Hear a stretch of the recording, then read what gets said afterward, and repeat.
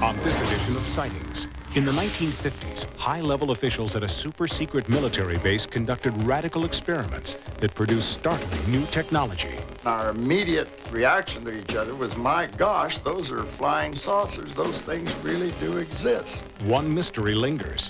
Where did the saucer designs come from? A lot of people say they're from deep space. Then, a violent accident left this woman with the ability to solve crimes. It's almost like I've become the victim because I can see through their eyes. Later, behind the beauty of the Bahamas, beware of the forbidden religion called Obeah. It is definitely part of voodoo. Plus, his life changed in an instant. Now he says he's not the same man, and his family agrees. There was no question in their mind but what a totally different soul was inhabiting that body. And a sightings update. The people of Mexico City continue to document the story of the century.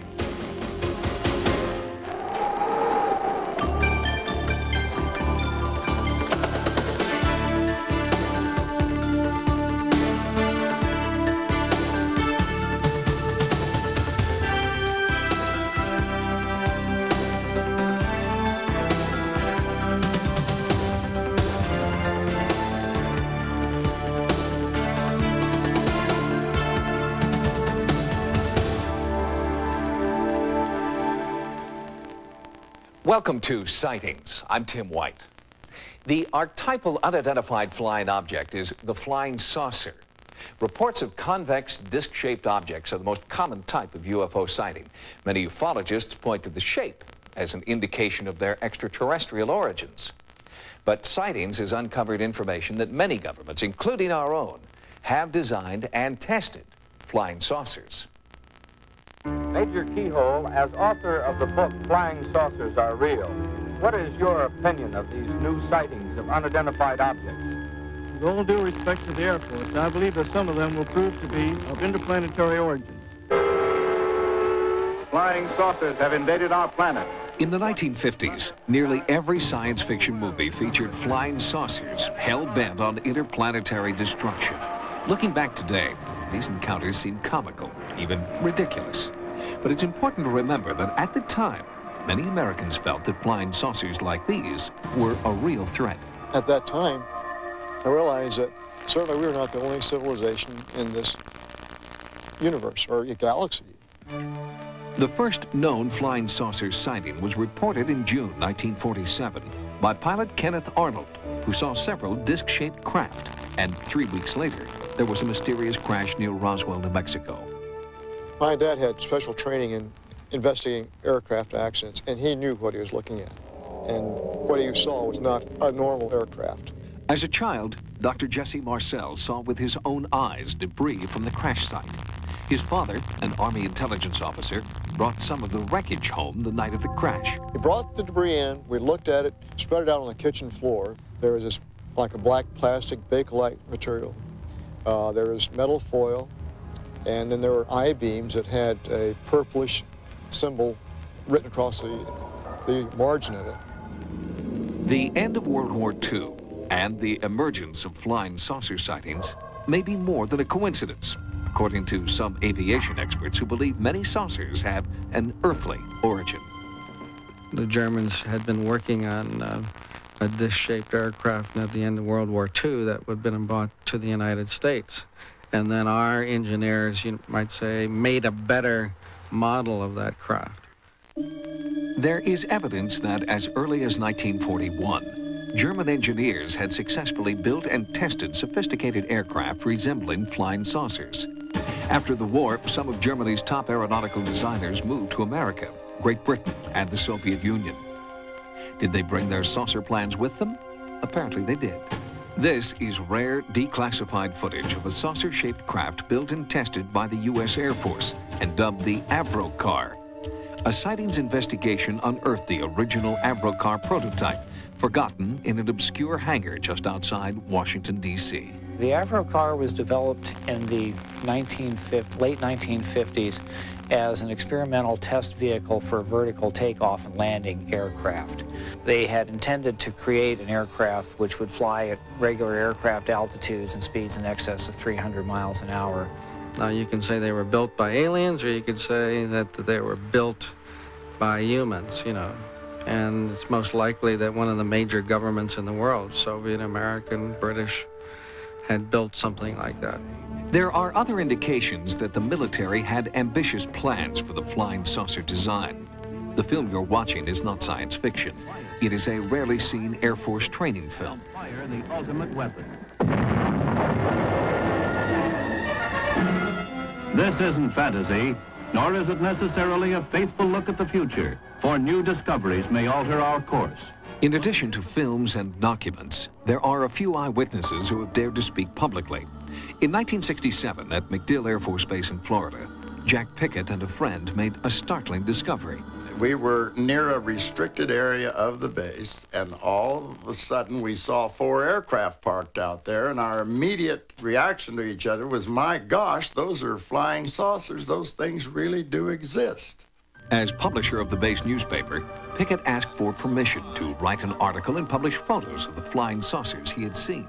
I was called up to the Adjutant General's office.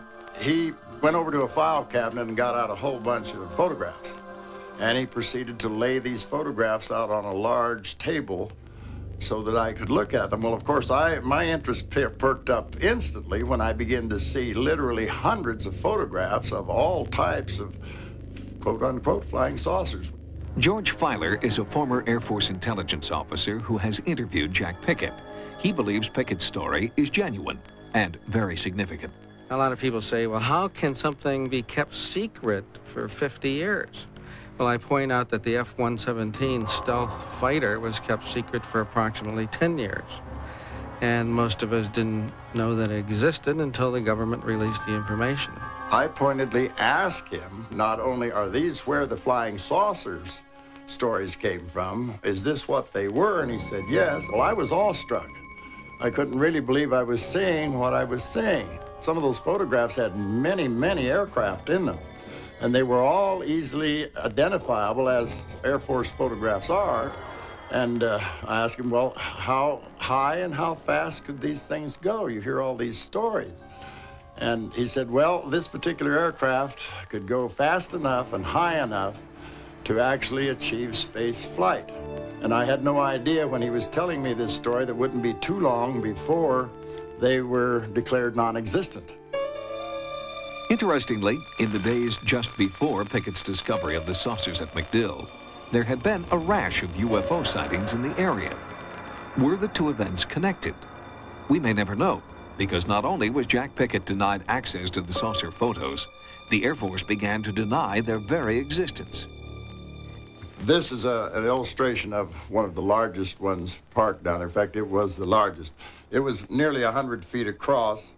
Yes, hello. 22 years after his initial sightings, Pickett has launched a one-man campaign to have the saucer photos, if not declassified, at least acknowledged. When I initially wrote, I began to get answers back. They didn't have the faintest idea of what I was talking about. I got letters from high-ranking officers that they had no record of such an aircraft ever existing. So I knew that it was top secret again. But why maintain secrecy about a 2-decade-old project using World War II technology? Some researchers believe it's because flying saucer projects are still ongoing, and that the technology to build them has not come from a foreign country, but from a foreign civilization. Ufologists believe that the crash at Roswell was not the result of a military saucer project, but the birth of one.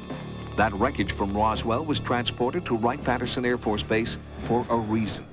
Wright-Patterson had something unique to our government, and that was the Technical Intelligence Organization, so-called T2, or what became the Foreign Technology Division.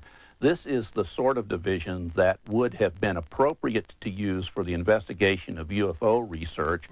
In fact, in the years following the Roswell incident, 3 former government employees who had worked at Wright Field all applied for U.S. patents for flying saucers. But it would be nearly 40 years before any government employee would state publicly that not only does the military test flying saucers, but that they have been created by stealing technology from captured extraterrestrial craft. In a rare interview for Sightings, aerospace engineer Bob Lazar claimed that he had been part of a team charged with reverse engineering a flying saucer of unknown origin at Area 51 in Nevada. Our job was basically to look at these recovered discs, and I say recovered because I don't know really where they came from, whether they were given to us, we found them, shot them down, who knows what. But our group basically was to back engineer them, which means to start with a finished product and go backward and see how it was fabricated, and try and duplicate some of that technology with earthly materials. The question is no longer, do they exist?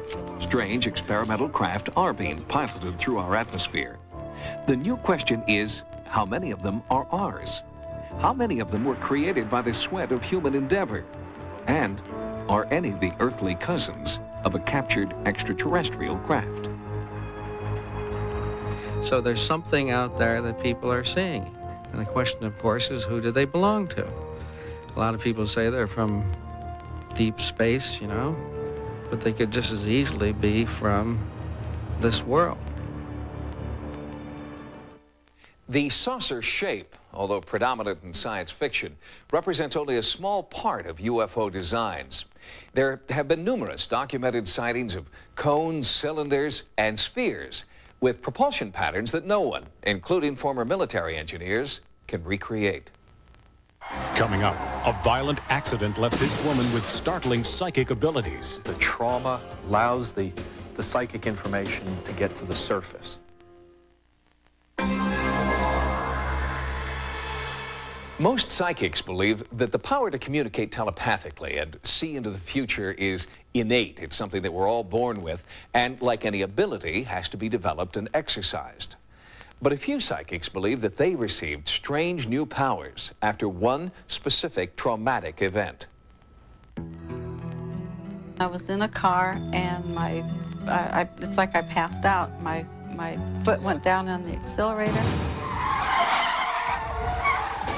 I had all kinds of trauma to my head. This side of my face was all black. It was almost like you take a pencil and draw down my nose, and I had glass in this eye, and it was just, the whole side of my head was just a mess. After her accident, Joyce Martin's body was battered, but strangely, her mind was in sharper focus than ever. She suddenly had the ability to locate missing persons. It may be just something about the trauma, whether it's electrical trauma or accident trauma or whatever, that shakes up the brain or changes something that we don't understand yet, but allows the psychic information to get to the surface. Neurologist Dr. Michael Persinger believes that most people who have had head trauma experience some type of heightened psychic ability. He believes these experiences occur here, in the brain's temporal lobes. Some of the experiences that a person has after even mild traumas to the temporal lobes would be the sensations of déjà vu, the sensations of precognitive sensations. And also, one of the most compelling features that take place after a trauma is the sensation of enhanced psychical capacities, where the person suddenly knows for reasons that they aren't clear of. It's almost like I can tune in to the victim, and I can see through their eyes. It's almost like I become the victim because I can feel the pain. Within months of her accident, Martin's remarkable new abilities were called upon during the search for Tucson Girl. Vicki Lynn Huskinson was abducted while running an errand on her bicycle. She was 8 years old. I heard on the car radio that she was missing, and I drove to the area that Vicki Lynn had been abducted. And when I got over there, I knew that she had gone over the top of her bicycle, that the car had hit the back of the bicycle, and that her hands were in dirt, that she had skinned her hands. Martin contacted Police Sergeant Leroy Proctor, a detective from a neighboring county. I don't necessarily believe in psychics, but the information that I received from her on the telephone was so accurate that I became very interested in talking to her in person. Skeptical but desperate, Sergeant Proctor agreed to meet with Joyce Martin. We went out to Ida Road, and as we got just past Wade, there's a big dip. And in the middle of the dip is where my whole body would just start sobbing like a little child sobs after they've been crying for a long time. And it was something I couldn't control at all. and I directed Leroy to go out to the end of Ina. I knew she was out there. She led me to the intersection, basically, of Ina and Wade. She made me stop, and she looked over to the right, and she says, "This really looks like it. This is what I see." We got out of the car, and we looked around, and she says, "I cannot understand why she's not here." In her psychic visions, Martin had seen a windmill, an old wagon, and a barn. All of these clues were found in the vicinity of Ina and Wade. Police searched the area but found nothing until 7 months later, when Vicki Lynn's remains were finally found within 100 feet of that intersection. If I knew then what I know now, yes, I would have got her involved earlier. I would have listened to her more. Vicki Lynn's father, Ron Huskinson, regrets that he did not listen sooner to Joyce Martin's psychic clues. If they would have went by our hunch and we would have known exactly where to look, we'd have been a lot better off. I don't know how this works. I don't know how to stop it. I don't know how to start it. I've never really thought that it was because I had a bump on the head. But there is mounting evidence suggesting that this is precisely what did happen. Injuries can result in a restructuring of the temporal lobes, and the person's capacities to have psychical experiences are actually enhanced. We have no idea what the physiology of the psychic experience is. I don't think we can ignore the fact that trauma seems to be associated with certain psychic abilities, but it's not the whole answer. If the accident had not occurred, no way would I be doing this. I don't know what I would be doing, but I know I would not be sitting here today. Neuroscientist Michael Persinger has successfully recreated near-death, out-of-body, and alien abduction experiences by stimulating the temporal lobes of volunteer subjects. He theorizes that people who have these experiences outside the laboratory may have a brain chemistry that somehow naturally stimulates their temporal lobes. Next on Sightings, he was near death when a new soul entered his body and transformed his life. The light went through me, and when I woke up, I was a different person. People who have been near death report many kinds of paranormal experiences. After a miraculous recovery, a few individuals claim that they now have unexplained powers or abilities. And they believe these supernatural gifts were bestowed upon them by ancient souls that have walked in and taken over the physical body. It's a strange story. A man named Raymond dies. At the same moment, Jason is born. Raymond and Jason are two separate souls, but this man believes they have both inhabited his body. He has no scientific proof, only an undying personal conviction. In 1977, Raymond Winters was told by his doctors that he was dying of cancer, and he had no more than 3 months to live. But Winters is still alive because he believes that during surgery he experienced the phenomenon known as soul exchange and became a walk-in. While the operation was going on, I suddenly found myself conscious, and suddenly a bright light was coming towards me, a brilliant light.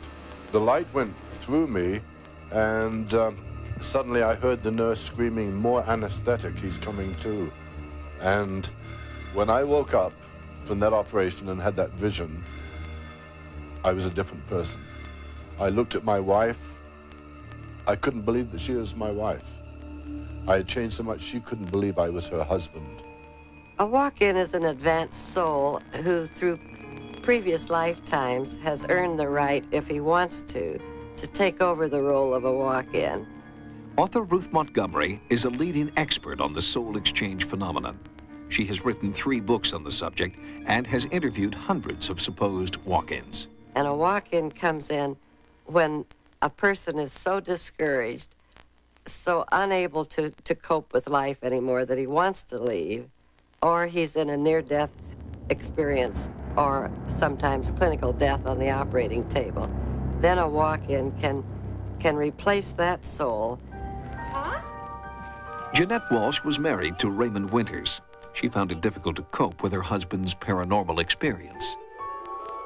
He asked if I would start calling him Jason, and it was kind of hard to go from calling him Ray to Jason.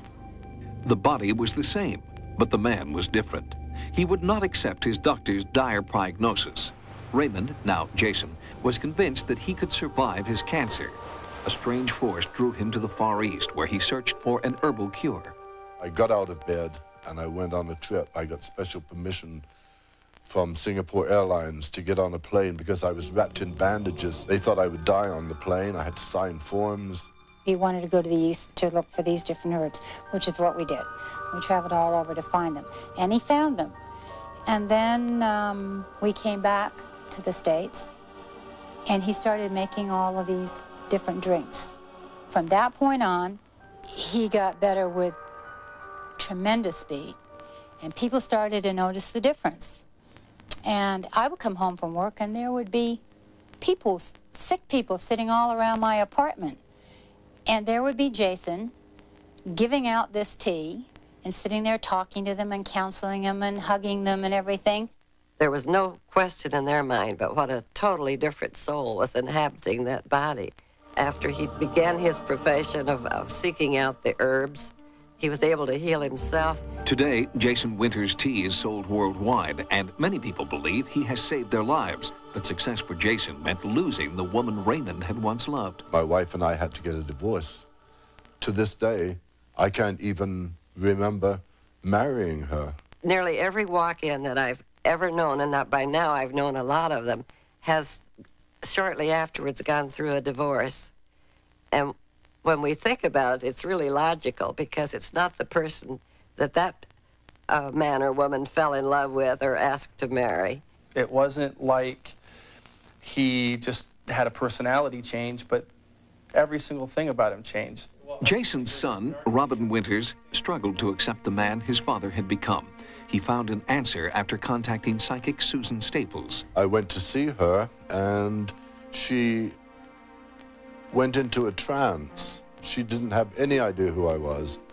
She went into a trance, and suddenly she said in a deep voice, "Jason is here, and he wants to speak to you." And I said, "What do you mean, Jason? I'm Jason." She said, "No, a big, dark gentleman is standing beside you. He is your walk-in, and he wants to talk to you." My father found out who the walk-in presence was, and that was through a psychic. And the person was an Indian, I guess. And it was back in the 30s, and he was a medical doctor. She started telling me about why I was going to India all the time and standing under the gateway of India when I had no reasons to go there. I just kept going back there all the time. And then I found out that this is where the walk-in that is part of me now, the herbalist, the healer, the medical doctor, he was shot there in 1935. The most astounding thing about this happened. He was shot on the 13th of September, 1935, my birthday. Jason Winters believes that his walk-in has given him a second chance. His two sons support their father's new life as a healer. As a result of this whole experience, my whole family's life has changed in a dramatic fashion. We have gone from having what seemed like a pointless, useless direction to really helping people and touching a lot of people with my father's story. Jason Winters is one of my favorite examples of a walk-in.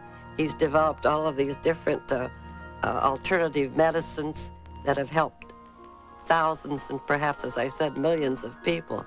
And he's become a positive, productive person who has certainly contributed to the good of humanity. We mustn't think negative. We've got to think positive, positive, positive all the time. It's unnatural to be unhealthy, natural to be healthy. And if you want the secret of success, go out, help people, start smiling. Another man who was said to believe that he had been transformed by a walk-in was former Egyptian President Anwar Sadat. Sadat believed that the new soul that he received pushed him toward his eventual commitment to peace in the Middle East. Next on Sightings, inside the world of Obeah, the forbidden religion of the Bahamas. It is definitely part of voodoo. Then, a Sightings UFO update from Mexico City. And later, can we all learn to live disease-free? There are a number of smaller religions that worship the power of the curse. Among them is the practice of Obeah. In the Bahamas, this voodoo sect is so feared, it's been outlawed. When a sightings investigative team traveled to the Bahamas to investigate Obeah, they were told not to do the story. They were warned that the evil power of Obeah is far-reaching and deadly.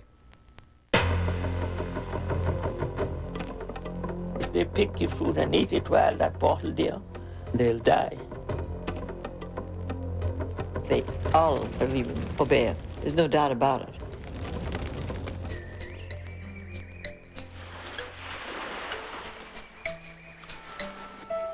Cat Island in the Bahamas is a tropical paradise. But beneath the surface beauty of emerald lagoons and white sand beaches is a mysterious undercurrent of Obeah. Few here have escaped its power, and fear of that power has led the government to ban it. Islanders keep their religious practices to themselves. Few will speak of it, even fewer will explain it.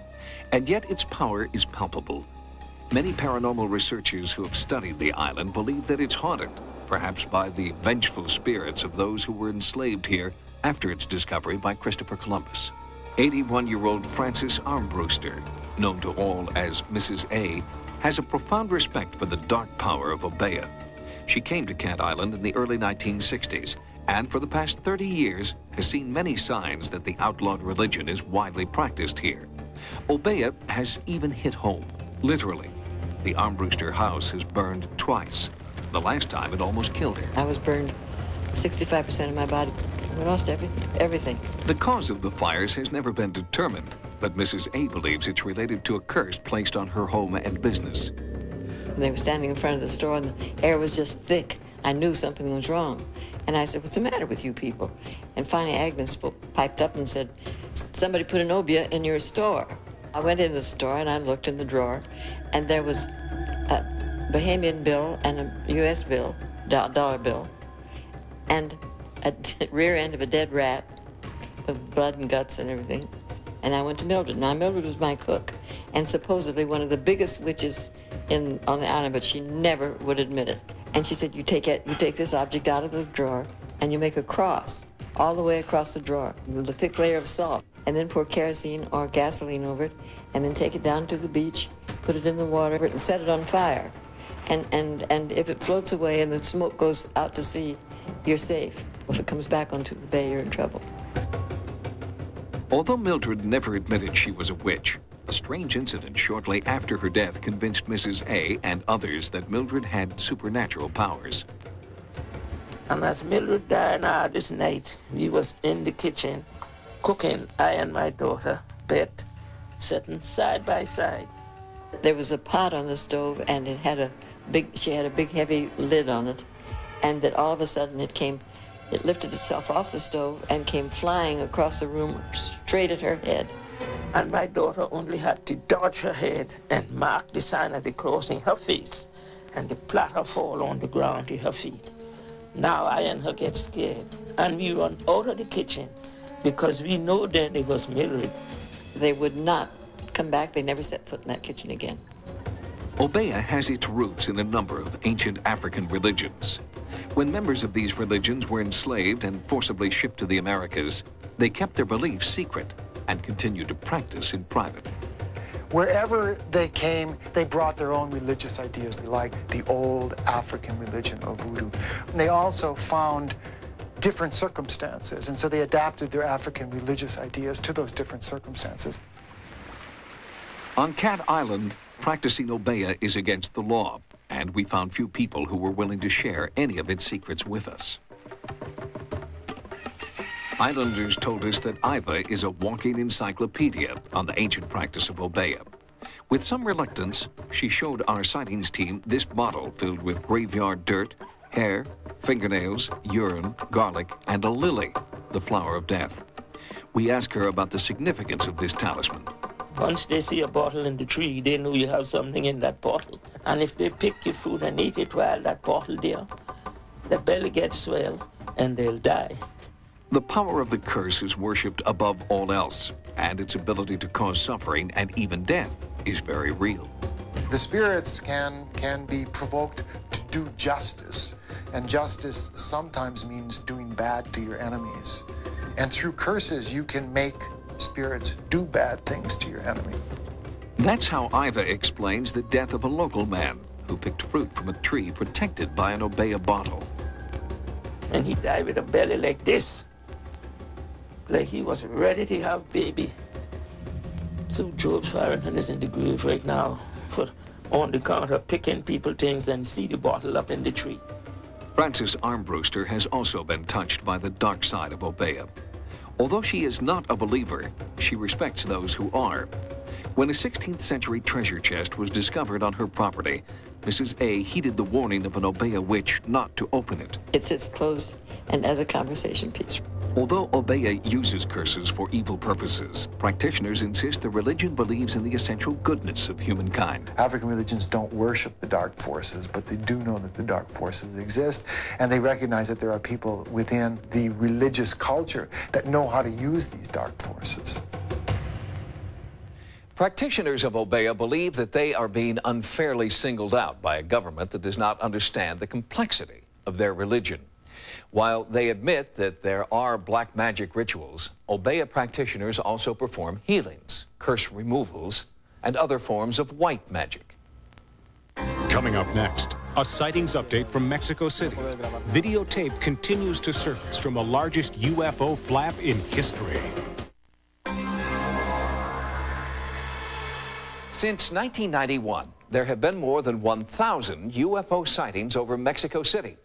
At first, attempts to document the phenomena were amateurish and inconsistent. But as the flap has continued, a more thorough and coordinated effort to document the sightings is underway. It's a grassroots movement that's gaining momentum and credibility. With UFO sightings like this one occurring nearly every week, citizen groups are forming all over Mexico, with support and training provided by several colleges and universities. They are learning how to recognize and document genuine UFOs. There are also some diamond-shaped forms, red in color, that are suspended over the mountain, and all of a sudden they become long, and then all of a sudden diamond-shaped again. Then they disappear. We went to my sister-in-law's home. All of a sudden, I thought I was looking at a cloud, and I saw a yellow light. It got closer to us. Among the experts participating in these field seminars is Demetrio Faria, who maintains Mexico's largest library of UFO footage. A former safari leader, he's now after a different kind of big game. My experience as an observer starts back in a time when I dedicated myself to being in the field hunting animals. But now, what I am trying to capture on camera and on video are UFOs. Faria has made a thorough study of conventional aircraft and their flight patterns, so he can distinguish them at a glance from true UFOs. You need to see them to look for them and know what to look for. The shine, the intensity of the shine, and the movement that these machines have. As more amateur ufologists are trained in his technique, an impressive videotape database is being developed. He would teach me how to look at the sky. He would show me his videos that he had already recorded. He would tell me how I had to sharpen my vision to be able to distinguish those objects since they are very small. First record them on video and study them to be able to compare later a real one from a false one. I spent about 7 months looking at the sky and wasn't able to record anything. Then it took me about 2 more months before I was able to obtain the first video. The number of UFO videos shot in Mexico is overwhelming. When the computer science department at El Grupo Sol, a Mexican state university, was asked to analyze the footage, Professor Victor Quesada was hesitant. I didn't buy into the phenomenon. I thought that many of the videos were falsifications, utilizing a methodology known in computer lingo as multimedia. But when Professor Quesada, his colleagues and students began looking at the UFO footage, a startling pattern was instantly visible. Computer enhancements of the supposed UFOs could not be matched to enhancements of any conventional aircraft. At that point, we weren't as skeptical. We said, let's take advantage of what we know and let's try to look for the truth on our own. And then the university backed us up. Professors approached the university with an unusual proposal. They wanted to conduct formal classes in the study of the Mexican UFO phenomenon. Surprisingly, permission was granted, and the classes filled quickly. My interest in all of this changed to understand a little more about the truth. In reality, there is a lot of photographic material and video material that really makes you think that there is something out there. I decided to do field research with a group of students and professors, and we started to see phenomena in the heavens that were inexplicable. I noticed that there were strange things. We saw lights, very rare lights, and lights that could not be categorized as a star or categorized as an airplane. For the students and faculty at El Grupo Sol, what started out as a purely technical exercise has become a topic for not only scientists, but also philosophers. It would be of great interest to me to be able to have in my hand the most advanced technology, the most advanced resources, to be able to have the most information. I believe in the efforts that the universities make, that the individuals make, that the governments make, in order to find the truth to this phenomenon. If it is the case that it really exists, we should be able to establish contact with him. The good thing would be that this would have a positive effect for mankind. Sightings is one of the few American organizations to take an active and scientific interest in the Mexico City UFOs. With our Mexican contacts, we are compiling and analyzing new videotapes just now coming in. And we'll have those tapes for you on an upcoming program. Next on Sightings, this woman identifies illness through intuition. Financial stress won't cause you to have earaches. It'll blow apart your lower back. Carolyn Mace is a medical intuitive who believes that you can learn to detect the presence of illness before your body sends you any physical warning signs. By teaching people how to psychically diagnose illness, they can begin healing much sooner than is normally possible. I have a very unusual ability with a very unusual skill. It's probably a talent more than a skill. I was born with it. Carolyn Mace is not a doctor or a nurse, but she does have a remarkable track record for diagnosing hidden illnesses. Since childhood, Mace believes that she has had a gift to detect physical and emotional illness before any outward symptoms appear. One day, I went after I was in high school, and I went after work to meet my mom at the grocery store. And the clerk was standing at the cash register, and as I walked by, her husband came in. I received the impression that Elmer was going to die very soon. And 6 weeks later, Elmer was found dead. He had hung himself. Carolyn Mace didn't begin to develop her intuitive diagnostic powers until years later. In 1984, Mace met alternative therapies pioneer Dr. C. Norman Shealy. A month after the two were introduced, Dr. Shealy consulted Mace over the phone about one of his patients. I would give her the patient's name and age, that's all she needs, and tell her nothing else. And then I say, what do you see is wrong? All I remember is instantly impressions began to come into my head. I said, there's concrete in the person's throat. I didn't know how to use physiological language at the time. But he would take my imagery and convert it. He says concrete, and he says this person has esophageal cancer. Some of Carolyn's diagnoses have been absolutely remarkable. She is extremely accurate. Now, she's only 93% accurate. That makes her, overall, the most accurate person that I've personally tested out of about 100 intuitive people that I've worked with. Mace and Dr. Shealy's successful blending of the psychic and the scientific has led them to share their alternative techniques in a series of seminars. Here, people learn that they can often heal themselves by using their own intuition. Medical intuition, to me, is being able to know what is wrong with someone or the cause of what's wrong with them without necessarily having scientific facts to tell you where that answer came from. It's a spontaneous knowing. Medical intuition is the ability to evaluate a person's energy in order to assess the quality of that person's health. Mace believes that the physical body is surrounded by its own electromagnetic energy field. This field is created not only by an individual's body chemistry, but also by their attitudes, emotions, and spirituality. As the years went by, I started to observe that illness had patterns. In other words, there were certain psychological stresses that were specific to every single illness we developed. There's no such thing as a random illness, none whatsoever. And then I began to realize that the body, in fact, was actually designed as a type of power system, that we have 7 different levels of power that are inherent in human biology. The 7 levels Mace describes correspond to the 7 power centers known in Far Eastern philosophy as the 7 chakras. The chakras are the body's computers, because each one warehouses data so specific. They warehouse data just like a computer does. Your 4th chakra, or your 4th computer, is your emotional territory, all of your information on love, forgiveness, bitterness, jealousy. And when a woman finds out, for example, that perhaps her marriage isn't working, or her husband's been cheating on her, 9 out of 10 women, at least the women I meet, and I meet thousands of them, will deny it or try to figure out some way to live with it.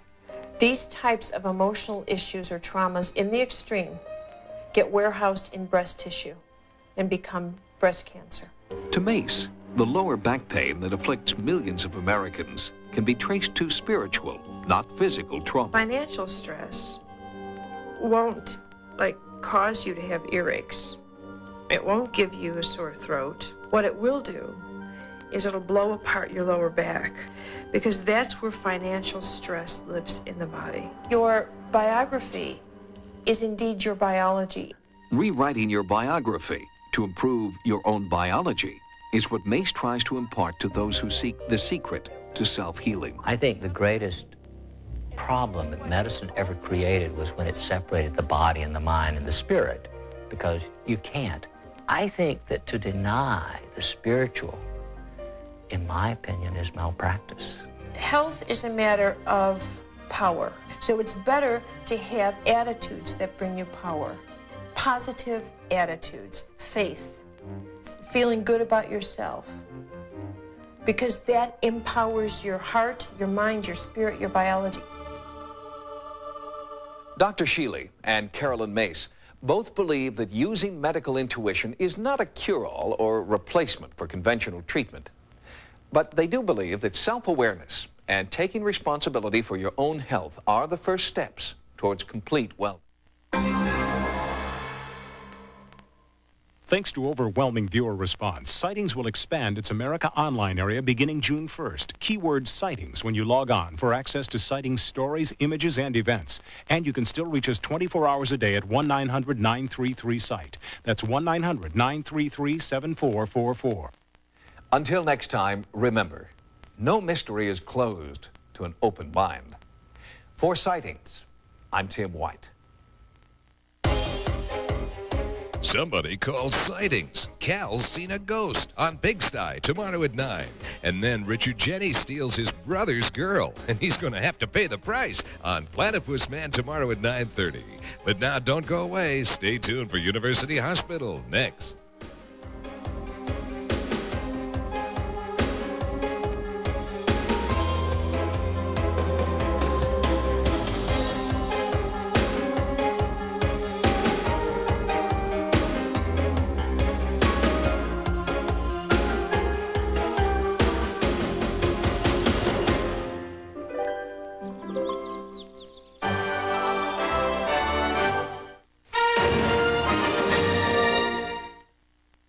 Union. Did they bring their saucer plans with them? Apparently they did. This is rare, declassified footage of a saucer-shaped craft built and tested by the U.S. Air Force and dubbed the Avro Car. A Sightings investigation unearthed the original Avro Car prototype, forgotten in an obscure hangar just outside Washington, D.C. The Avro car was developed in the late 1950s as an experimental test vehicle for vertical takeoff and landing aircraft. They had intended to create an aircraft which would fly at regular aircraft altitudes and speeds in excess of 300 miles an hour. Now, you can say they were built by aliens, or you could say that they were built by humans, you know. And it's most likely that one of the major governments in the world, Soviet, American, British, had built something like that. There are other indications that the military had ambitious plans for the flying saucer design. The film you're watching is not science fiction. It is a rarely seen Air Force training film. Fire the ultimate weapon. This isn't fantasy, nor is it necessarily a faithful look at the future, for new discoveries may alter our course. In addition to films and documents, there are a few eyewitnesses who have dared to speak publicly. In 1967, at MacDill Air Force Base on this edition of Sightings, in the 1950s, high-level officials at a super-secret military base conducted radical experiments that produced startling new technology. Our immediate reaction to each other was, my gosh, those are flying saucers. Those things really do exist. One mystery lingers. Where did the saucer designs come from? A lot of people say they're from deep space. Then, a violent accident left this woman with the ability to solve crimes. It's almost like I've become the victim because I can see through their eyes. Later, behind the beauty of the Bahamas, beware of the forbidden religion called Obeah. It is definitely part of voodoo. Plus, his life changed in an instant. Now he says he's not the same man, and his family agrees. There was no question in their mind but what a totally different soul was inhabiting that body. And a sightings update. The people of Mexico City continue to document the story of the century.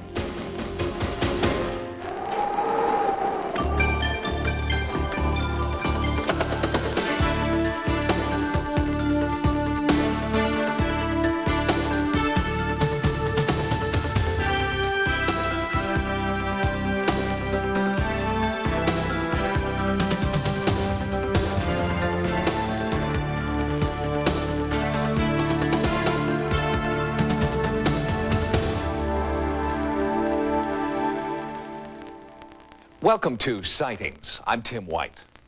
The archetypal unidentified flying object is the flying saucer. Reports of convex, disc-shaped objects are the most common type of UFO sighting. Many ufologists point to the shape as an indication of their extraterrestrial origins. But Sightings has uncovered information that many governments, including our own, have designed and tested flying saucers.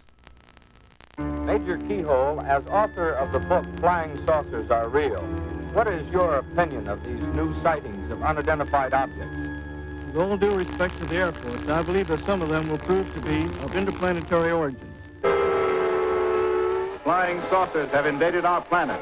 In the 1950s, nearly every science fiction movie featured flying saucers hell-bent on interplanetary destruction. Looking back today, these encounters seem comical, even ridiculous. But it's important to remember that at the time, many Americans felt that flying saucers like these were a real threat. At that time, I realized that certainly we were not the only civilization in this universe or galaxy. The first known flying saucer sighting was reported in June 1947 by pilot Kenneth Arnold, who saw several disc-shaped craft. And 3 weeks later, there was a mysterious crash near Roswell, New Mexico.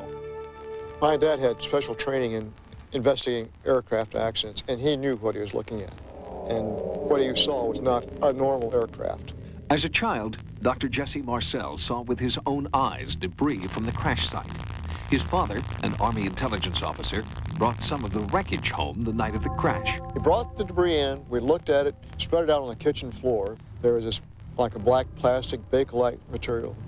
There was metal foil, and then there were I-beams that had a purplish symbol written across the margin of it. The end of World War II and the emergence of flying saucer sightings may be more than a coincidence, according to some aviation experts who believe many saucers have an earthly origin. The Germans had been working on a disc-shaped aircraft at the end of World War II that would have been brought to the United States. And then our engineers, you might say, made a better model of that craft. There is evidence that as early as 1941, German engineers had successfully built and tested sophisticated aircraft resembling flying saucers. After the war, some of Germany's top aeronautical designers moved to America, Great Britain, and the South Florida. Jack Pickett and a friend made a startling discovery. We were near a restricted area of the base, and all of a sudden we saw 4 aircraft parked out there, and our immediate reaction to each other was, my gosh, those are flying saucers. Those things really do exist. As publisher of the base newspaper, Pickett asked for permission to write an article and publish photos of the flying saucers he had seen. I was called up to the Adjutant General's office. He went over to a file cabinet and got out a whole bunch of photographs. And he proceeded to lay these photographs out on a large table so that I could look at them. Well, of course, my interest perked up instantly when I began to see literally hundreds of photographs of all types of quote-unquote flying saucers. George Filer is a former Air Force intelligence officer who has interviewed Jack Pickett. He believes Pickett's story is genuine and very significant. A lot of people say, well, how can something be kept secret for 50 years? Well, I point out that the F-117 stealth fighter was kept secret for approximately 10 years. And most of us didn't know that it existed until the government released the information. I pointedly asked him, not only are these where the flying saucers stories came from, is this what they were? And he said, yes. Well, I was awestruck. I couldn't